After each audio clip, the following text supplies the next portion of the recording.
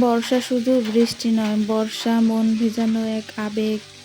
আকাশ কাঁদে, মাটি হাসে, এটাই তো হচ্ছে বর্ষার দিনে বর্ষার খেলা। বর্ষা মন খারাপের ঋতু না, বরং নিজের সাথে একটু ঘনিষ্ঠ হওয়ার সময়। আর বর্ষার দিনে খিচুড়ি এমন একটা খাবার যেটা শুধু পেট ভরে না, মনও ভরে। চাল, ডাল, সামান্য মশলা আর একটু ঘি দিলেই তো গন্ধে বাড়ি মাথায় ওঠে। খিচুড়ির এই মায়া যেন বর্ষার সাথে গাঁটছড়া বেঁধেই এসেছে। আমাদের ছোটবেলায় বৃষ্টি পড়লেই মা খিচুড়ি রান্না করতেন।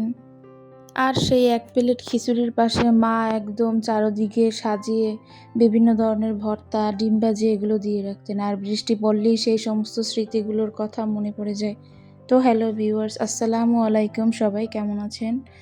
তো আজকে সকাল থেকেই দেখলাম যে প্রচুর বৃষ্টি হচ্ছে, তো ভাবলাম যে বৃষ্টিটাকে মিস করব না।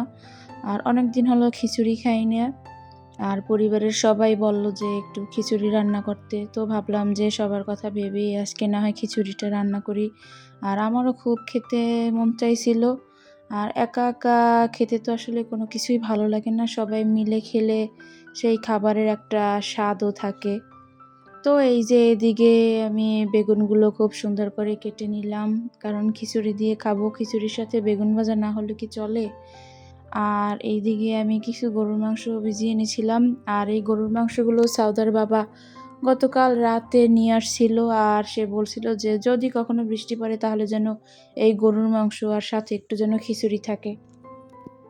তো দেখলাম যে যে আনলো তার পরের দিনে এইভাবে খুব সুন্দর একটা আবহাওয়া, বৃষ্টি ঝুমঝুম। তো ভাবলাম যে আজকে না হয় গরুর গোশত আর খিচুড়িটা রান্না করি, সবাই যখন বলল। তো এই যে কিছু গরুর গোশত আমি নিয়ে নিলাম আর কিছু ফ্রিজে রেখে দিলাম, কারণ আমাদের ফ্যামিলিতে মানুষ খুবই কম, এতগুলো গোশত আমাদের দরকার হবে না, তাই একটু আর কি বেঁচে রেখে দিলাম।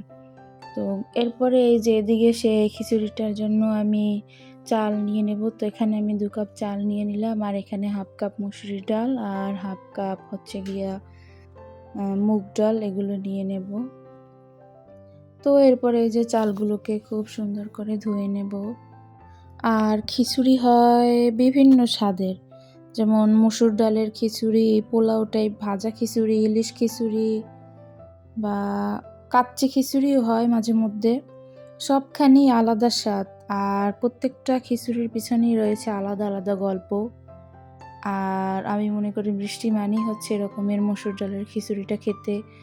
সবার কাছে কীরকম লাগে আমি জানি না, কিন্তু আমার কাছে এটা খুব ভালো লাগে খেতে। তো এরপরে ওই যে চালটা ওদিকে একটু ভিজিয়ে রাখছিলাম যেন তাড়াতাড়ি আমার রান্নাটা হয়ে যায়। আর এদিকে গরুর মাংসটাকে আমি খুব সুন্দর করে সব মশলা দিয়ে একদম ম্যারিনেট করে নেব। আর এভাবে হাতে মাখিয়ে গরুর গোশতটা রান্না করলে অনেক স্বাদ হয়, আর খেতেও অনেক মজা লাগে। তো আজকে আমি এই গরুর গোশতটা প্রেসার কুকারে রান্না করব।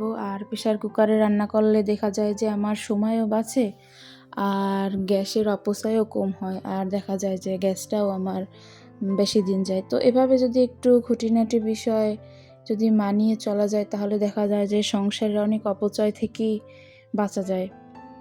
আমরা অনেক সময় আছে বিভিন্নভাবে অপচয় করি, কিন্তু যদি একটু বুদ্ধি খাটিয়ে যদি এভাবে সময়ের অপচয় বা যে কোনো কিছুরই এ একটু বুদ্ধি খাটিয়ে কাজ করলেই দেখা যায় যে সব দিক থেকেই একদম পারফেক্ট থাকে, আর সংসারে কোনো ধরনের ঝামেলাও হয় না, অশান্তিও লাগে না। তো এরপরে আমি সেই গরুর মাংসটাকে দিয়ে রান্না করে নিলাম। এরপরে আমি এই যে বেগুনটা ভাজি করে নেব।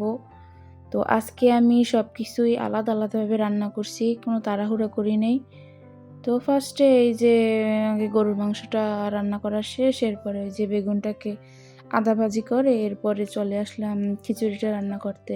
কারণ দেখি যে অনেক টাইম হয়ে গেছিলো, যেভাবে এক পদ রান্না করলে আমার সময় মতো গিয়ে রান্নাটা হবে না, ঠিকমতো সবাইকে খেতেও দিতে পারবো না। তাই ভাবলাম যে আমার ইন্ডাকশনে আমি খিচুড়িটা রান্না করে নিই।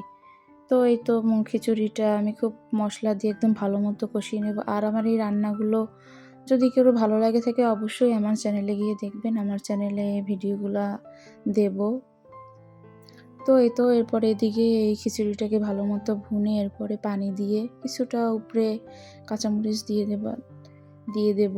তো ওদিকে খিচুড়িটা হতে থাক, তো এদিকে এসে দেখলাম যে আমার বেগুনটা প্রায় হয়ে আসছে। তো বেগুনটাকে আমি উঠিয়ে নিলাম আলাদাভাবে ভেজে, তারপরে এর মধ্যে পেঁয়াজ আর কাঁচামরিচ দিয়ে এরপরে আবার একটু বেগুনটাকে ভালো মতো নাড়াচাড়া করে নেব।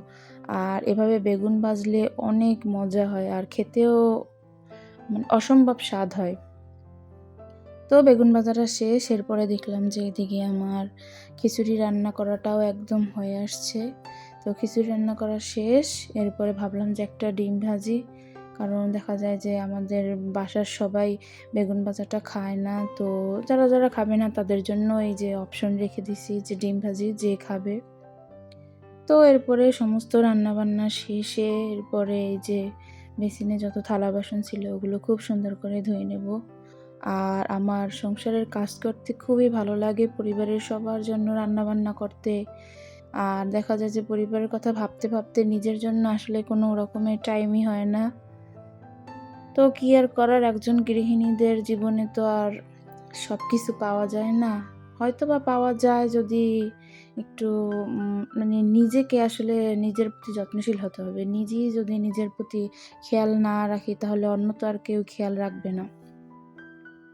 আর আমার সংসারের সমস্ত কাজই একদম পরিপাটি করতে খুবই ভালো লাগে। কোনো কিছু নোংরা বা আবর্জনা আমার দেখতে খুব একটা ভালো লাগে না। আর বেসিন তো এটা আমি প্রায় ভিডিওতেই বলে থাকি যে আমার বেসিনটা সবসময় আমি পরিষ্কার রাখি। কারণ এই জায়গার আমার সমস্ত কাজবাজ থাকে আর এখানে বিভিন্ন ধরনের পোকামাকড় থাকে বা এটার উপর দিয়ে হাঁটাহাঁটি করলে তখন দেখা যায় যে স্বাস্থ্যের জন্য খুব একটা খারাপ। তাই সবসময় বেসিনটাকে আমি একদম ভালো মতো সাবানের গুঁড়া বা ভীম দিয়ে ভালো মতো পরিষ্কার করে রাখি।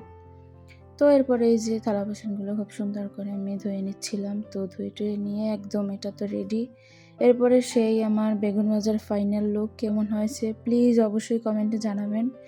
তো আর এই যে এদিকে আমার গরুর গোশটাও একদম রান্না শেষ। আর এই যে আমার গরুর গোশতের কালারটা। আর এরপরে সেই খিচুড়ি নিলাম। খিচুড়ির সাথে একটু বেগুন ভাজি আর সাথে ডিম ভাজা। তো এরপরে এই যে আমরা সবাই খেতে বসলাম। আর এর পাশে আমার মেয়েকে ওই যে খেতে দিলাম। ও বলল, "মাম্মা আমার প্লেটটা একটু দেখাও।" তো আজকে মিলিয়ে ভালোই দিনটা কাটছে আলহামদুলিল্লাহ। তো এরপরে এই যে বিকেলবেলা একটু ছাদে গেলাম আমরা মা মেয়ে আম খাওয়ার জন্য। আর বিকেলবেলা আবহাওয়াটা খুবই ভালো ছিল। তো সকালবেলা দেখলাম যে প্রচুর বৃষ্টি। তো সেই ভেবেই খিচুড়ি রান্না করছিলাম। কিন্তু মাঝখান থেকে হঠাৎ করে দেখি যে বৃষ্টি শেষ, একদম রৌদ্র উঠে গেছে। তো তখন আবার মনটা একটু খারাপ হয়ে গেছিল। তো কিন্তু কিছুই করার নাই। এটা হচ্ছে আবহাওয়ার উপরই সবকিছু। তো এটা তো আর আমাদের হাতে নেই। তো এরপরে এই যে আমগুলো ভালো মতো ছিলে নিচ্ছিলাম। আর এই যে হঠাৎ করে দেখলাম যে একটা আমের ভিতর ভীষণ পোকা। আর এই আমগুলো ছিল আমার নানা বাড়ির। খেতে মাশাআল্লাহ অসম্ভব মজা ছিল। তো এই তো আমরা মা মেয়ে আমগুলো খাচ্ছিলাম। আর বিকেলটা খুব ভালোই উপভোগ করলাম। তো আজকের ভিডিওটি আমার এই পর্যন্তই। যদি ভালো লেগে থাকে অবশ্যই একটি লাইক করবেন এবং কমেন্ট করবেন। তো এই তো আমার মেয়ের যে নাচের ভিডিও আর সেই সাথে সুন্দর একটা ওয়েদার দেখিয়ে আজকে আমি আমার ব্লগটা শেষ করলাম। সবাই ভালো থাকবেন, সুস্থ থাকবেন। আল্লাহ হাফেজ।